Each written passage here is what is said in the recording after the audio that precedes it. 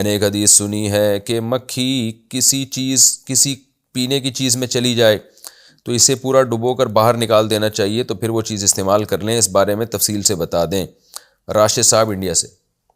جی صحیح حدیث ہے، نبی صلی اللہ علیہ وسلم نے فرمایا کسی کے کھانے میں اگر مکھی گر جائے تو اسے مکمل ڈبو کے باہر نکال دے، کیونکہ اس کے ایک پر میں بیماری ہے تو دوسرے پر میں شفا ہے،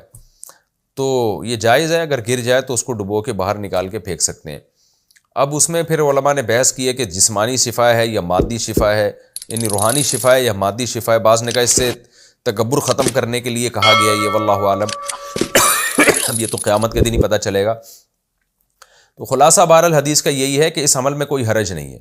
لیکن یہ چیزیں ایسی نہیں ہیں کہ ان پر عمل کرنا واجب ہو۔ حدیث میں اباحت ہے، اباحت یعنی امر اباحت کے لیے کہ یہ جائز ہے، یعنی کھانا اس سے ناپاک نہیں ہوگا، کیونکہ اس کا امکان تھا نا کہ مکھی گر گئی تو پتہ نہیں کھانا ناپاک تو نہیں ہو گیا، تو اس سے ناپاک نہیں ہوتا، بلکہ آپ اس کو ڈبو کے باہر نکال کے پھینک دیں آپ۔ تو نبی نے جو فرمایا شفا ہے تو شفا ملے گی، اب چاہے وہ مادی ہو چاہے وہ روحانی ہو۔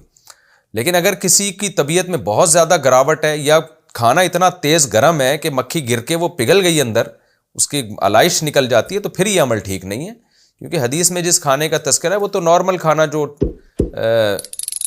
جو عام طور پر جو نارمل ٹیمپریچر والا ہوتا ہے اس کے بارے میں، تو تیز گرم کھولتی ہوئی چائے میں گر جائے، اس بیس پہ کوئی پوری چائے اگر نہ پیے تو اس میں کوئی حرج نہیں ہے۔ تو یہ کوئی واجبی حکم نہیں ہے، یہ ایک جائز حکم ہے جس پر عمل کیا جا سکتا ہے۔